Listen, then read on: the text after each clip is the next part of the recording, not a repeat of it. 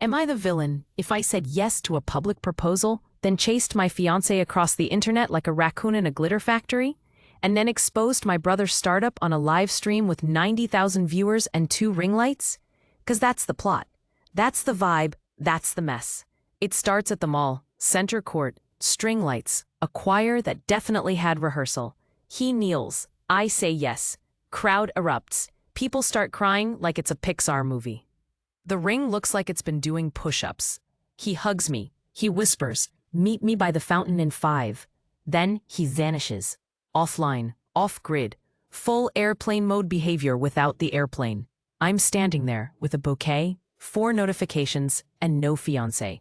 I think it's a prank. I think it's scripted. I think I'm on a show called Actually, You're the Punchline. But the choir packs up. The mall cops wave. My phone hums. He's not calling. So I do the unthinkable. I turn into the FBI. But make it pink. I check everything. Calendar, photos, receipts. I find breadcrumbs, tiny payments, $2 to a music app I've never seen, 99 cents to a tip jar for someone named Coach M, $12 to a burner delivery service that sounds like a vitamin. It's giving breadcrumb trail. It's giving come find me, but like on hard mode. I trace it to a private group chat that feels like a cult, but with Canva templates. They are coaching him to love bomb, not in fury, in scripts. In day 1, day 5, crisis night, gift frequency. They send him lines like, say you've never felt this safe, use her nickname, mirror her breath. I'm reading it like a manual for puppets, and the puppets are us. I have one emotion, and it is vengeance with a skincare routine. So I infiltrate. I put on a new username like a wig. I slide in as a boy, asking for help with emotional strategy. It works. The coach gives me the syllabus. We meet in a video chat. And it's a plot twist you could bring home to meet your mother. The coach is his ex. She's calm. She's solid. She drinks water like it's a ritual. She looks at my face through the camera, and she knows. She knows I'm me. We have that moment women have, where your soul does hand signals in a second. She nods once. She sighs. She says, I've been waiting for you. Pause. I know you need the tea. A quick sidebar because my channel is the chaos buffet that also serves dinner rolls of wisdom. Here is content you'll actually use if you're not currently hunting your fiancé through a labyrinth of microtransactions. 4 psychological tricks for a healthy marriage. No fake girlfriend coach required. 1. Pre-fight schedule. Agree on a 10-minute warning system. When voices rise, you say, we're at minute 5, pause, reset.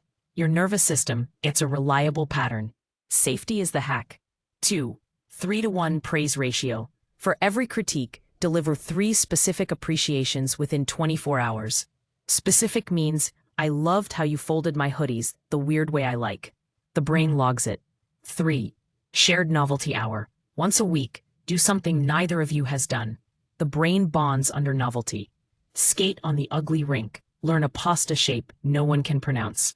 The memory becomes glue. 4. Daily repair ritual. 1 minute at the sink.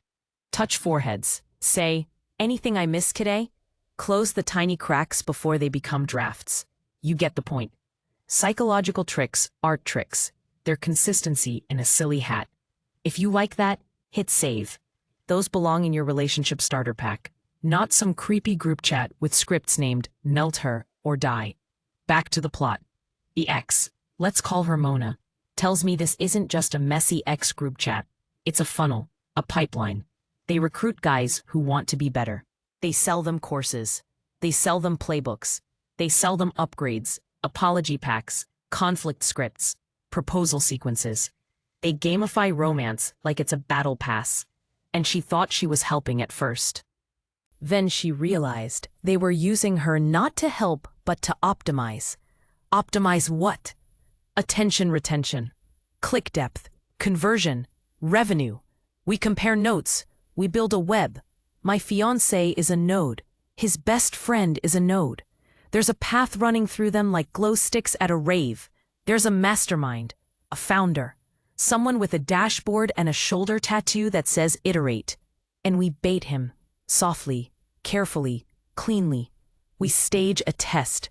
Mona texts from her Coach account.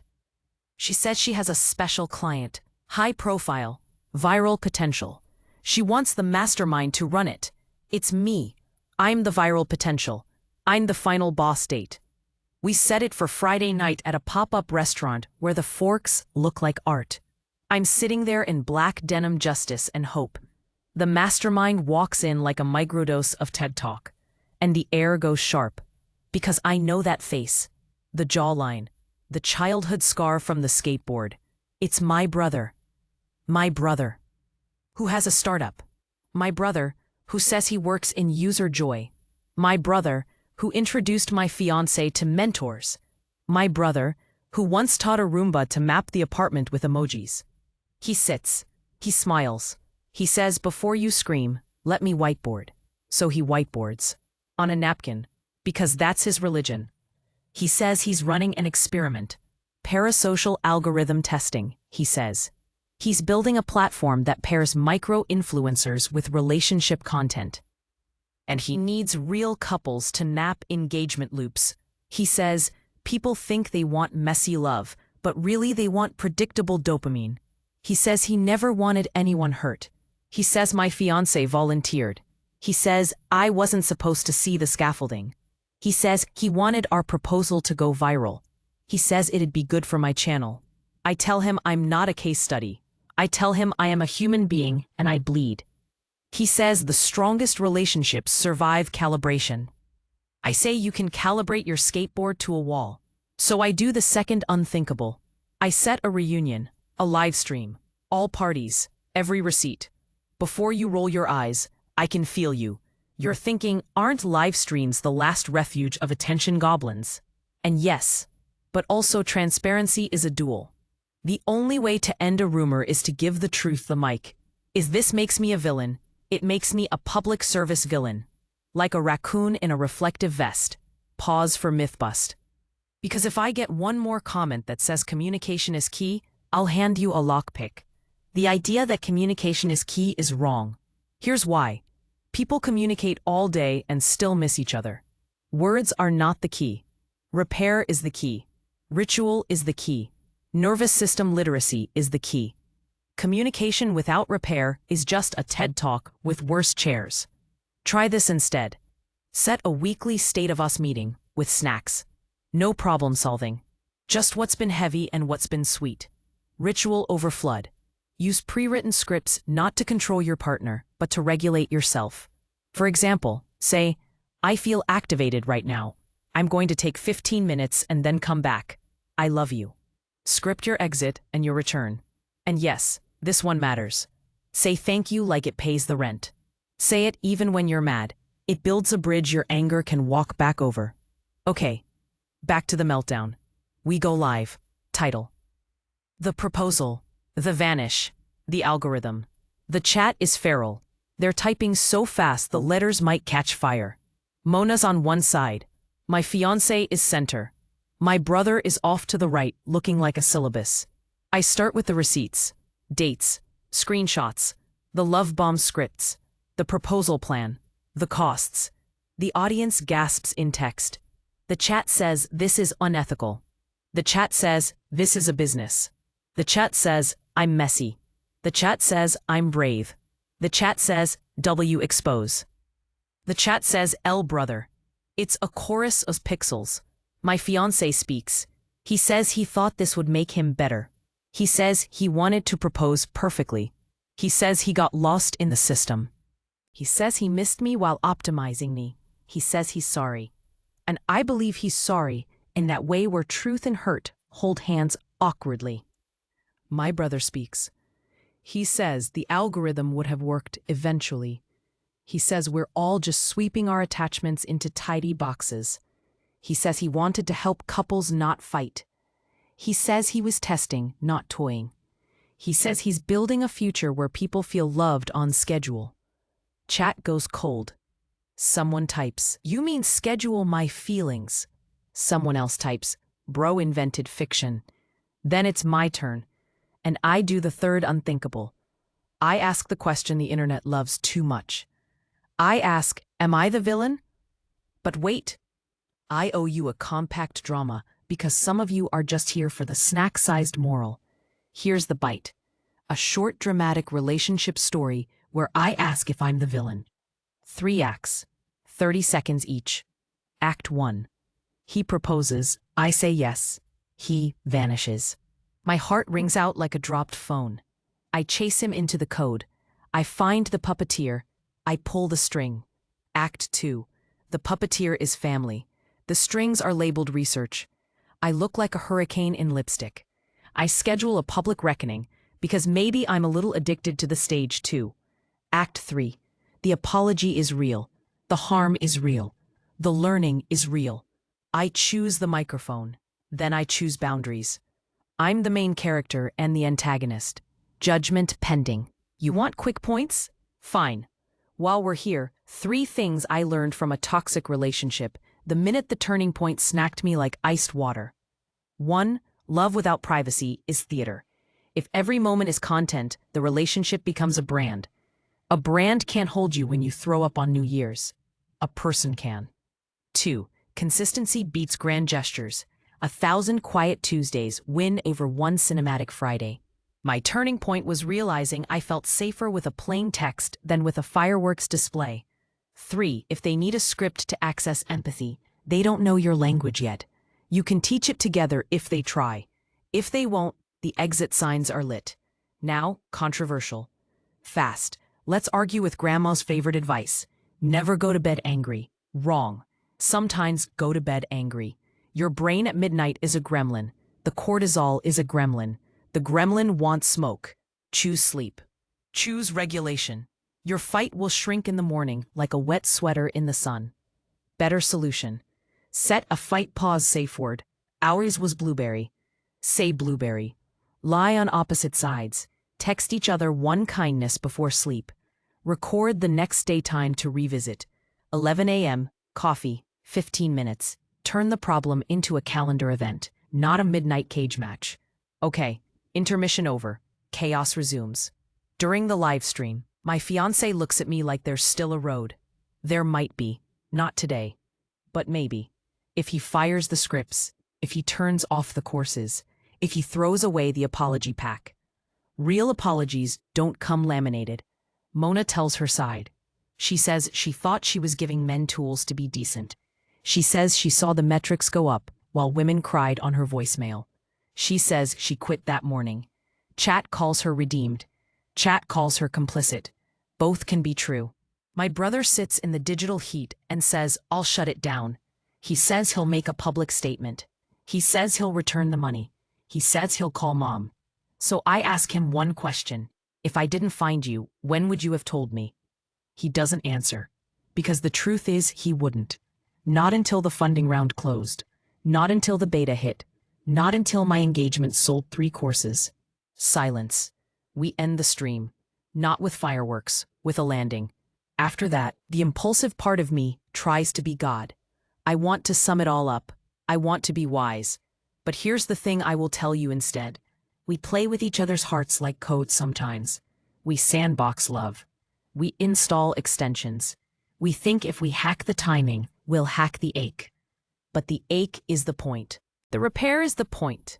The ritual is the point. Here's a rapid list of 3 to 5 quick points you can actually use, ripped from my mess like a bandage. Stop big staging your apologies.